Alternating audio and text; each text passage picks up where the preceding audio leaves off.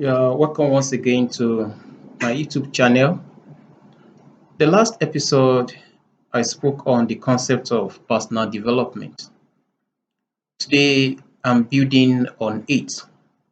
I mentioned earlier in the first episode that personal development has to do with the process of gradual, intentional, deliberate improvement of one's skill, talent, idea, or oneself generally.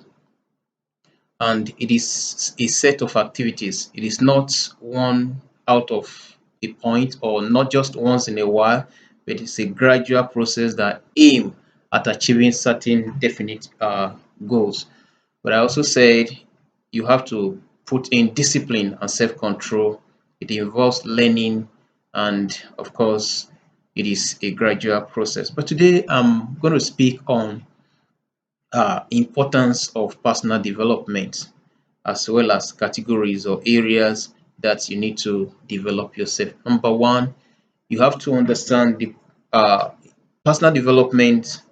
The world we are today basically is a world that is ever changing, and it is important you work on yourself, you improve on yourself if you must have your place in the world. So number one thing is reason or importance of why you have to go for personal development is in order to be relevant in the world we are today.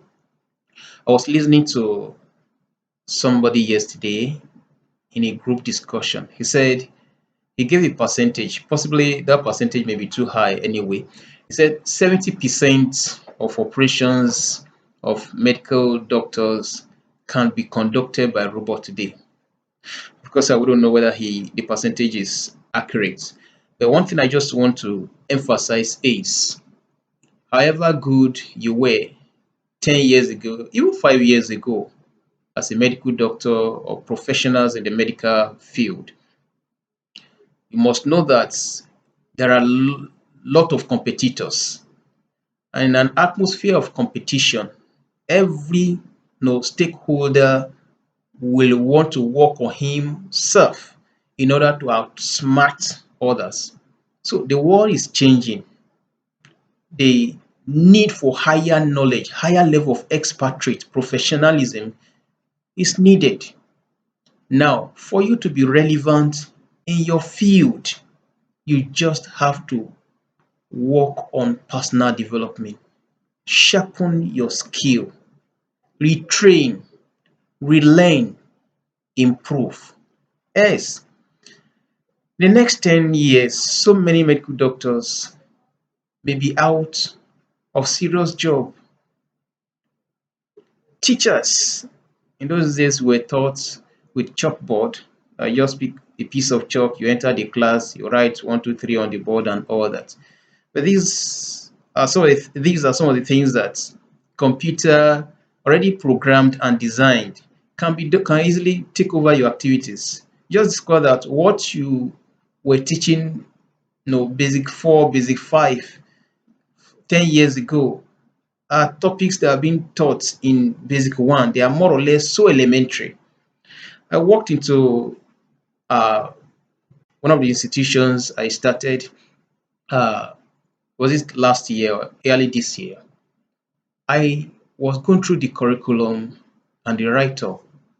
I discovered that some things I was taught in secondary school, that is at class 4, we call it class 4, SS1, were topics or are topics that are now being taught in primary 3, primary 4.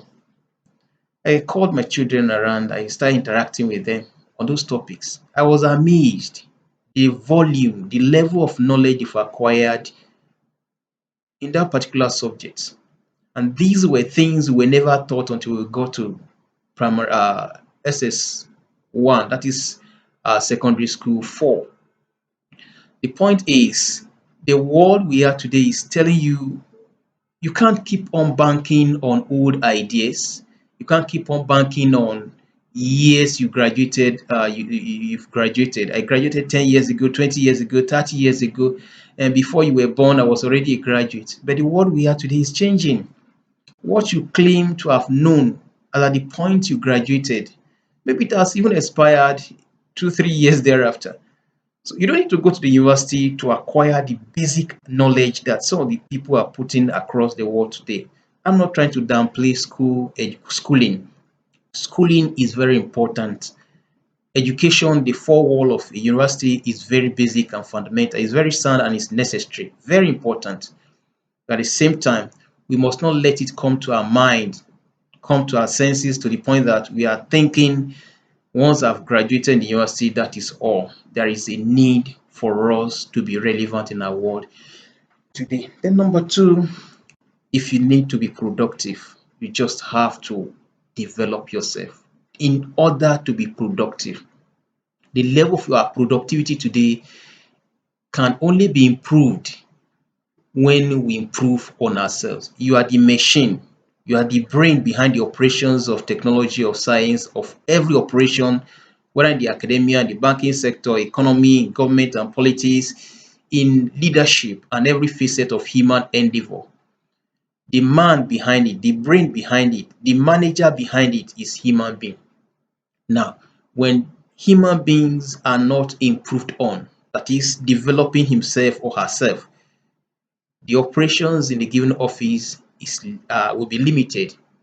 You are the one that gives commands like the computer. You give the command.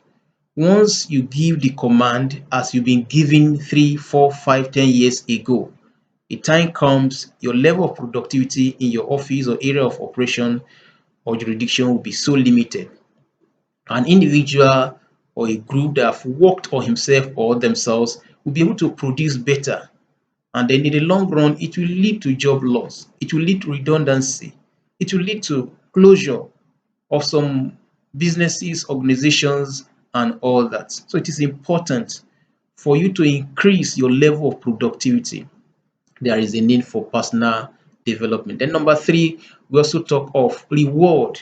As you labor, as you are productive, you want increment in your reward. See, virtually every nations or countries of the world today, there is always agitation, increment in wages or salary and all that. But sometimes I do look at it. Does increment in wages that we claim or clamor for, is it actually commensurable with the level of our productivity?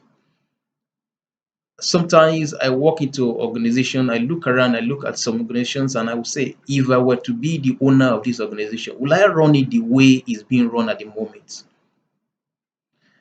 And that is the point. We spend so much on frivolities, on a lot of things, but on staff training, on personnel development, on self-improvement, the cost or the amount we spend on it is so minimal. Various organizations, in some cases, don't want to spend on training and retraining of staff.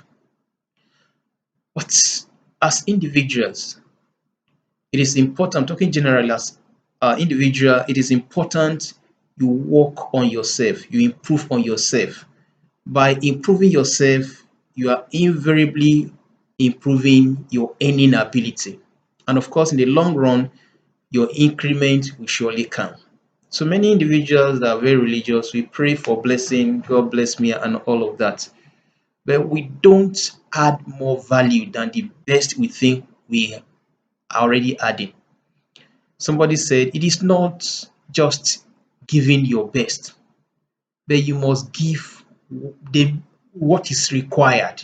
There is a benchmark, there is a basic qualification or requirement or expectation. So when you are not able to meet up, what you have given might be the best you can give at the moment. But I don't believe that is the best of you when the best of your innate abilities and endowment are lifted up, are worked on. So basically, it is expected of us to work on ourselves in order to attract more compensation, more reward. Promotion comes, and individuals that labor and toil, sometimes we depend so much on our physical strength, boom, but there is the place of the brain, the mental ability. Sit down. This is the nature of my work. Think over and think through. How do I improve? How do I work on it? How do I add more value? How do I give the best, much more than what I've been giving over the time? It goes beyond just coming in, signing, and you remain in the office till 5 p.m. What have you achieved today? So it is important that for you to attract more compensation, more reward, there is a need to develop yourself. Thank you, and we meet the next episode.